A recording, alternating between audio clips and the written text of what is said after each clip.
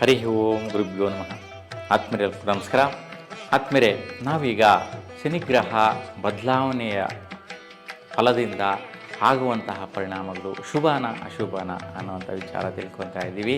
ಅದರಲ್ಲಿಯೂ ಕೂಡ ಮಕರ ರಾಶಿಯವರಿಗೆ ಯಾವ ರೀತಿಯ ಒಂದು ಶನಿ ಪ್ರಭಾವ ಇರುತ್ತೆ ಅನ್ನುವಂತಹದ್ದು ಬಹುಮುಖ್ಯವಾಗಿ ನಾವು ತಿಳ್ಕೊಳ್ಳುವಂತಹದ್ದು. ನೋಡಿ, ಮಕರ ರಾಶಿಯವರಿಗೆ ಶನಿ ದ್ವಿತೀಯ ಸ್ಥಾನದಿಂದ ತೃತೀಯ ಸ್ಥಾನಕ್ಕೆ ಸಂಚಾರ ಮಾಡ್ತಾ ಇದ್ದಾನೆ.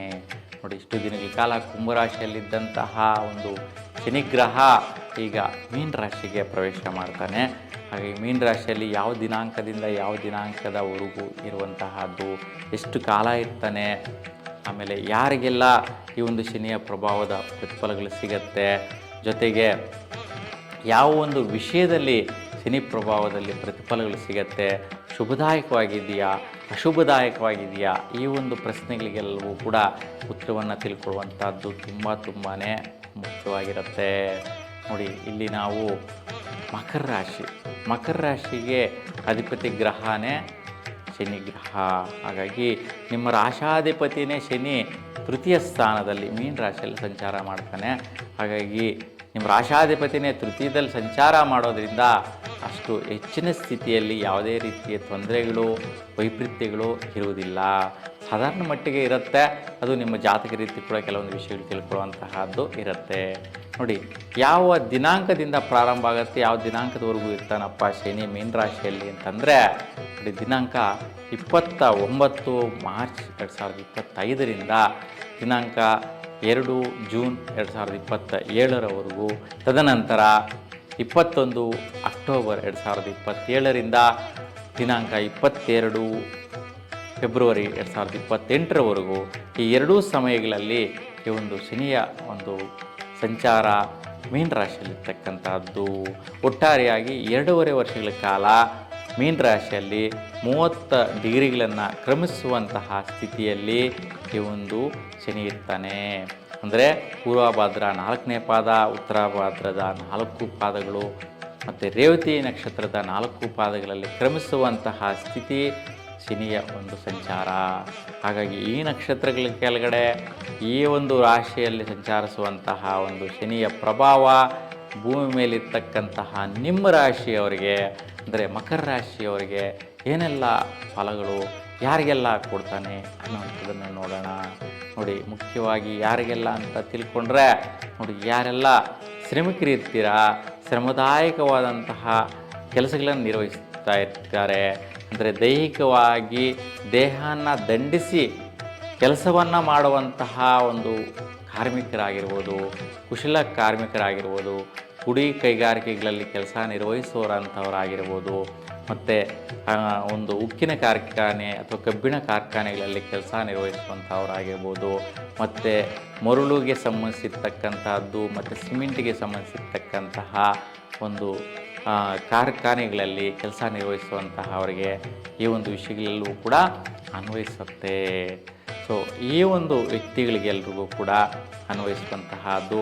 ಮತ್ತು ಲೇಬರ್ಸ್ ಡಿಪಾರ್ಟ್ಮೆಂಟ್, ಅಂದರೆ ಯಾರೆಲ್ಲ ಲೇಬರ್ಸ್ ಕಾರ್ಯಗಳನ್ನ ಮಾಡ್ತಾ ಇರ್ತಾರೆ, ಅಂದರೆ ಸೇವಾ ಕಾರ್ಯಗಳು, ಸೇವಾನಿರತ ವೃತ್ತಿಯಲ್ಲಿರ್ತಕ್ಕಂಥ ವ್ಯಕ್ತಿಗಳೆಲ್ರಿಗೂ ಕೂಡ ಮಕರ ರಾಶಿಯಲ್ಲಿರ್ತಕ್ಕಂಥವ್ರಿಗೆ ಅನ್ವಯಿಸುವಂತಹದ್ದಿರುತ್ತೆ. ನೋಡಿ, ಮಕರ ರಾಶಿಯವರಿಗೆ ಯಾವ ವಿಚಾರದಲ್ಲಿ ಪ್ರತಿಫಲಗಳು ಸಿಗುತ್ತೆ ಅಂತ ನೋಡೋಣ. ನೋಡಿ, ಮುಖ್ಯವಾಗಿ ಮಕರ ರಾಶಿಯವರಿಗೆ ಸುಮಾರು 7.5 ವರ್ಷಗಳಿಂದ ಈ ಒಂದು 7.5 ಅಂದರೆ 7.5 ಶನಿ ಇರ್ತಕ್ಕಂಥದ್ದು ನಡೀತಾ ಇತ್ತು. ಅಂದರೆ ಮಕರ ರಾಶಿಯವರಿಗೆ 7.5 ವರ್ಷಗಳ ಕಾಲ ಈ 7.5 ನಡೀತಾ ಇರ್ತಕ್ಕಂತಹದ್ದಿತ್ತು. ಹಾಗಾಗಿ ಪ್ರತಿಯೊಬ್ಬರ ಜೀವನದಲ್ಲೂ ಕೂಡ ಈ ಒಂದು ಶನಿಯ ಒಂದು ಪ್ರಭಾವ 3 ಬಾರಿ, ಅದೃಷ್ಟ ಇದ್ದರೆ 4 ಬಾರಿ ಬರುವಂತಹದ್ದಿರುತ್ತೆ. ಈ 7.5 ನಡೆಯುವಂತಹದ್ದಿರುತ್ತೆ. ಹಾಗೆ 30 ವರ್ಷಗಳಿಗೆ ಒಮ್ಮೆ ಈ ರೀತಿ ನಡೆಯುವಂತಹದ್ದು, ಅಂದರೆ 7.5 ನಡೆಯುವಂತಹ ಒಂದು ಕ್ರಿಯೆ ಇರುತ್ತೆ. ಹಾಗಾಗಿ ಮಕರ ರಾಶಿಗೆ ಈ 7.5 ಅನ್ನುವಂತಹದ್ದು ಬಿಟ್ಟು ಹೋಗ್ತಾ ಇದೆ. ತುಂಬ ಅದೃಷ್ಟದ ಕಾಲ. ನೋಡಿ, ಸುಮಾರು 7.5 ವರ್ಷಗಳಿಂದ ಹತ್ರ ಇತ್ತು. ಈಗ ಮಾರ್ಚ್ 29ಗೆಲ್ಲ ಈ ಒಂದು ಶನಿ ಕುಂಭರಾಶಿ ಬಿಟ್ಟು ಮೀನ ರಾಶಿಗೆ ಹೋಗೋದ್ರಿಂದ ಮಕರ ರಾಶಿಯವರಿಗೆ ಪರಿಪೂರ್ಣವಾಗಿ ಈ 7.5 ಬಿಟ್ಟು ಹೋಗ್ಬಿಡುತ್ತೆ. ಹಾಗಾಗಿ ಯಾರಿಗೆಲ್ಲ ಮೊದಲ ಬಾರಿ ಬಂದಿತ್ತು ಅಂತಹ ಅವ್ರಿಗೆಲ್ಲರೂ ಕೂಡ ಮಧ್ಯಮ ಸ್ಥಿತಿಯಲ್ಲಿ ಜೀವನಗಳನ್ನು ನಡೆಸುವಂತಹದ್ದಿತ್ತು. ಇನ್ನು ಈ 2ನೇ ಬಾರಿ ಬಂದಿರತಕ್ಕಂತಹ ಅವರು ಎಲ್ರಿಗೂ ಕೂಡ ಅಧಮ ಶನಿ ಇತ್ತು. ಅಂದರೆ ಜೀವನದಲ್ಲಿ ತುಂಬಾ ಒತ್ತಡ, ಸಂದಿಗ್ಧ ಪರಿಸ್ಥಿತಿಗಳು, ಯಾವುದೂ ಕೆಲಸಗಳಾಗಲ್ಲ, ನಿಧಾನ, ಲೇಟ್ ಆಗುವಂತಹದ್ದು, ತುಂಬ ಒತ್ತಡದಿಂದ, ಅಂದರೆ ತಲೆ ಮೇಲೆ ಒಂದು ಭುಜದ ಮೇಲೆ ಏನೋ ಒಂದು ಭಾರ ಹೊತ್ಕೊಂಡು ಹೋಗ್ತಾ ಇರ್ತಕ್ಕಂಥ ಸ್ಥಿತಿಯಲ್ಲಿ ಈ ಒಂದು ನೀವು ಜೀವನಾನ ಮಾಡಿರ್ತೀರ. ಮತ್ತು 7 ವರ್ಷಗಳಲ್ಲಿ ಈ ಒಂದು ಶಸ್ತ್ರಕ್ರಿಯೆಗಳು, ಆಪ್ರೇಷನ್ಸ್ ಆಗಿರ್ತಕ್ಕಂತಹದ್ದಾಗಿರ್ಬೋದು, ಮತ್ತು ಹಾಸ್ಪಿಟ್ಲ್ ಟ್ರೀಟ್ಮೆಂಟ್ಗಳು ತೊಗೊಂಡಿರ್ತಕ್ಕಂಥದ್ದಾಗಿರ್ಬೋದು, ಮತ್ತು ಸುಸ್ತು, ಆಯಾಸ ಆಗಿರ್ತಕ್ಕಂಥದ್ದು, ಕೆಲಸ ಕಾರ್ಯಗಳಲ್ಲಿ ನೀರಸವಾದಂಥ ಪ್ರತಿಫಲ ಆಗಿರ್ತಕ್ಕಂಥದ್ದು, ಇವೆಲ್ಲವೂ ಕೂಡ ಆಗಿರುತ್ತೆ. ಮತ್ತು ಸಹಚರರಲ್ಲಿ, ಹಿತೈಷಿಗಳ ಹತ್ರ ಒಂದು ಸ್ವಲ್ಪ ಹಿಂಸೆ, ಒಂದು ಸ್ವಲ್ಪ ಅಸೂಯೆ, ಮತ್ತು ಅವರ ಇಂದ ಏನೋ ಒಂಥರ ಕ್ಷುಲ್ಲಕವಾದಂತಹ ಮನೋಸ್ಥಿತಿಯ ಒಂದು ಜೀವನ ನಡೆಸಿರ್ತಕ್ಕಂಥದ್ದಾಗಿರ್ಬೋದು. ಅಂದರೆ ಅವರ ಹೇಳಿಕೆಗಳೆಲ್ಲ ಕೂಡ ನಿಮಗೆ ವಿರುದ್ಧವಾಗಿರ್ತಕ್ಕಂಥ ಸ್ಥಿತಿಯಲ್ಲಿ ಜೀವನ ಮಾಡಿರ್ತಕ್ಕಂತಹದ್ದಿರ್ಬೋದು. ಈ ರೀತಿಯ ವೈಪರೀತ್ಯಗಳು, ಮತ್ತು ತಂದೆ ತಾಯಿ ಸ್ಥಾನದಲ್ಲಿ ಸಮಸ್ಯೆಗಳನ್ನು ನೋಡಿರ್ತಕ್ಕಂಥದ್ದು, ಅಂದರೆ ತಂದೆ ತಾಯಿ ಆರೋಗ್ಯ ಸ್ಥಿತಿಗಳು, ಒಂದು ಆರೋಗ್ಯ ಪರಿಸ್ಥಿತಿಗಳು ವ್ಯತ್ಯಯಗಳಾಗಿರ್ತಕ್ಕಂಥದ್ದು, ಅವರ ಆಯುಷ್ಯ ದೋಷಗಳಾಗಿರ್ತಕ್ಕಂಥದ್ದಾಗಿರ್ಬೋದು. ಮತ್ತು ಅಣ್ಣ ತಮ್ಮಂದಿರಿಗೆ ಸಮಸ್ಯೆಗಳಾಗಿರ್ತಕ್ಕಂಥ ವಿಚಾರಗಳಾಗಿರ್ಬೋದು, ಅವರು ಕೂಡ ಕಠಿಣ ಪರಿಶ್ರಮದಲ್ಲಿರ್ತಕ್ಕಂಥದ್ದು. ಈ ರೀತಿಯ ವೈಪರೀತ್ಯಗಳನ್ನು ಮಕರ ರಾಶಿಯವರು ನೋಡಿಬಿಟ್ಟಿರ್ತಾರೆ. ಆ ರೀತಿಯ ಒಂದು ಪರಿಸ್ಥಿತಿಯನ್ನು ಫೇಸ್ ಮಾಡಿರ್ತಾರೆ ಒಂದು 2ನೇ ಸರಿ ಅಧಮ ಶನಿ ಬಂದಾಗ.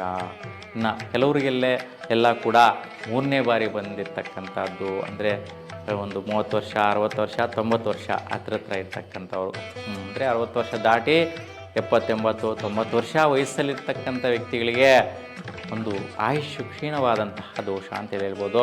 ಅವ್ರ ಜಾತಕಸ್ಥರಲ್ಲಿ ಏನಾದರೂ ಶನಿ ಏನಾದರೂ ಷಷ್ಠಾಷ್ಟಮ ಸ್ಥಾನದಲ್ಲಿದ್ದರೆ, ಅಥವಾ ಮೇಷರಾಶಿಯಲ್ಲಿ ಸಂಚಾರ ಮಾಡ್ತಾಯಿದ್ರೆ, ಬೇರೆ ರಾಶಿಗಳಲ್ಲಿ ವಕ್ರ ಸ್ಥಿತಿಯಲ್ಲಿ ಸಂಚಾರ, ಒಂದು ಡಿಗ್ರಿಗಳಲ್ಲಿ ಬಲಹೀನ ಸ್ಥಿತಿಯಲ್ಲಿದ್ದರೆ ಅಂತಹ ಅವರಿಗೆ ಆಯುಷ್ಯ ದೋಷಗಳು ಬರುವಂತಹ ಸಾಧ್ಯತೆ ಇರುತ್ತೆ. ಅಂತಹವರೆಲ್ಲರೂ ಕೂಡ ಶನಿ ಗ್ರಹದ ಒಂದು ಪೂಜೆ, ಪುನಸ್ಕಾರ, ಆರಾಧನೆ ಮಾಡೋದರಿಂದ ಇವೆಲ್ಲವೂ ಕೂಡ ತೊಲಗಿ ಹೋಗುತ್ತೆ. ಪರಿಹಾರ ಮಾಡಿಕೊಳ್ಳೋದು ತುಂಬ ಉತ್ತಮವಾಗಿರುತ್ತೆ. ಬಹುಮುಖ್ಯವಾಗಿ ಮಕರ ರಾಶಿಯವರಿಗೆ ಈ ಒಂದು ಸಮಯದಲ್ಲಿ ನಿಮ್ಮ ವೈಯಕ್ತಿಕವಾದಂತಹ ಪ್ರಯತ್ನ ಕಾರ್ಯಗಳು ವಿಶೇಷವಾಗಿ ಜಯಿಸುವಂತಹ ಸಮಯ ಆಗಿರುತ್ತೆ. ಏನೇ ನೀವು ವೈಯಕ್ತಿಕವಾಗಿ ನೀವು ನಿರ್ಣಯ ಇರುತ್ತೆ, ನಿಮ್ಮ ಮನೋಸಂಕಲ್ಪ ಇರುತ್ತೆ, ಆ ವಿಷಯಗಳೆಲ್ಲವೂ ಕೂಡ ಸಫಲತೆ ಕೊಡುವಂತಹದ್ದು ಈ ಸಮಯದಲ್ಲಿ ಸಿಗುತ್ತೆ. ಇನ್ನು ಜೀವನದಲ್ಲಿ ಮತ್ತೊಬ್ಬರು ಕೂಡ ದುಡ್ಡು, ಕಾಸು, ಸಂಪತ್ತನ್ನು ಗಳಿಸಬೇಕು ಅಂತಿರ್ತೀರ. ಅಂತಹವ್ರಿಗೆ ವ್ಯವಹಾರಗಳು, ಸೆಟ್ಲ್ಮೆಂಟ್ಗಳಾಗತ್ತೆ, ಬರೋ ದುಡ್ಡು ಬರುತ್ತೆ, ಮನೆಗೆ ಸೇರುತ್ತೆ. ನಿಮ್ಮ ಒಂದು ಕಾರ್ಯಗಳೆಲ್ಲವೂ ಕೂಡ ಜಯಿಸುವಂತಹ ಕಾಲ ಈ ಒಂದು ದಿನಾಂಕಗಳಲ್ಲಿ ನಡೆಯುತ್ತೆ. ಹಂತ ಹಂತವಾಗಿ 2 ವರ್ಷಗಳ ಕಾಲ ಬೆಳವಣಿಗೆಯಲ್ಲಿರುತ್ತೆ. ದುಡ್ಡು ಕಾಸು ಕೂಡ ಅದೇ ರೀತಿ ಬೆಳವಣಿಗೆಯಲ್ಲಿರುತ್ತೆ. ಎಲ್ಲ ಕೂಡ ಒಂದು ಫೈನಾನ್ಷಿಯಲ್ ಸೆಟಲ್ಮೆಂಟ್ಸ್ ಎಲ್ಲ ಕೂಡ ಆಗೋಗುವಂತಹದ್ದು ಮಕರ ರಾಶಿಯವರಿಗೆ ಲಭಿಸುತ್ತೆ. ಈ ಸಮಯದಲ್ಲಿ ತುಂಬ ಶುಭವಾದಂತಹ ಫಲ. ಇನ್ನು ವಿಶೇಷವಾಗಿ ಭಾತೃಕಾರಕ ಸ್ಥಾನಗಳು, ಅಣ್ಣ ತಮ್ಮಂದಿರಾಗಿರ್ಬೋದು, ಪ್ರಯತ್ನ ಕಾರ್ಯ ಬಲಗಳಾಗಿರ್ಬೋದು, ಯಾರೆಲ್ಲ ರಾಜಕೀಯ ನೇತೃತ್ವರ ಅಂತಹ ಅವರಿಗೆ ನಿಮ್ಮ ಒಂದು ಸಂಬಂಧಗಳಾಗಿರಲಿ ಮತ್ತು ಭಾತೃ ಸ್ಥಾನಗಳಲ್ಲಿ ವಿಶೇಷವಾಗಿ ಬಲ ತುಂಬುವಂತಹ ಅವಕಾಶಗಳಿರುತ್ತೆ. ಏನೇ ಪ್ರಯತ್ನ ಮಾಡಿ ಆ ಸ್ಥಾನ, ಮಾನ, ಘನತೆ, ಗೌರವ ಆ ಒಂದು ಜಾಗ ನಿಮ್ಮದಾಗಿಬಿಡುತ್ತೆ. ಈ ಒಂದು ಸಮಯ ತುಂಬ ಅತ್ಯುತ್ತಮವಾದಂತಹ ಬಲ ಕೊಡುವ ಸ್ಥಿತಿ ಮಕರ ರಾಶಿಯವರಿಗಿದೆ. ಹಾಗಾಗಿ ಇಲ್ಲಿ ಶನಿಯ ಒಂದು ವೈಪರೀತ್ಯಗಳು ಗೋಚಾರದಲ್ಲಿ ಇರೋದಿಲ್ಲ. ಆದರೆ ನಿಮ್ಮ ಜಾತಕಗಳನ್ನು ನೀವು ಪರಿಶೀಲಿಸಿ ನೋಡಬೇಕು.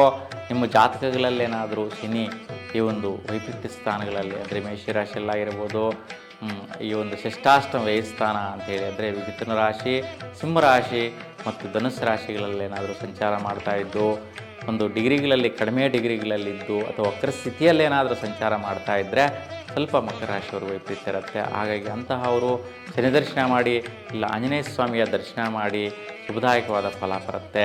ಇಲ್ಲ ಕೋತಿಗಳಿಗೆ ಯಾವುದೋ ಒಂದು ರೀತಿಯ ಆಹಾರವನ್ನು ಕೊಡೋದ್ರಿಂದ ಸುಫಲ ಸಿಗುತ್ತೆ.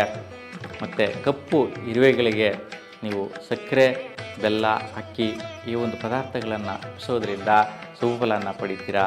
ಒಟ್ಟಾರೆಯಾಗಿ ಗೋಚಾರದಲ್ಲಂತೂ ಶನಿಯ ಒಂದು ಬಲ, ಒಂದು ಅನುಗ್ರಹ, ಪ್ರತಿಫಲ ನಿಮಗೆ ಇದೆ. ಗೋಚಾರದ ರೀತಿ ಯಾವುದೇ ರೀತಿ ಸಮಸ್ಯೆಗಳು ಮಕರ ರಾಶಿಯವರಿಗೆ ಇರೋದಿಲ್ಲ. ಸುಫಲ ಇದೆ.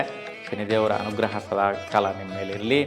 ನಿಮ್ಮ ಇಷ್ಟದೇವರ ಅನುಗ್ರಹ ಕೂಡ ನಿಮ್ಮ ಮೇಲೆ ಸದಾಕಾಲ ಇರಲಿ ಅಂತ ಭಗವಂತನಲ್ಲಿ ಪ್ರಾರ್ಥಿಸ್ತಾ ಎಲ್ರಿಗೂ ಕೂಡ ಶುಭವಾಗಲಿ. ನಮಸ್ಕಾರ.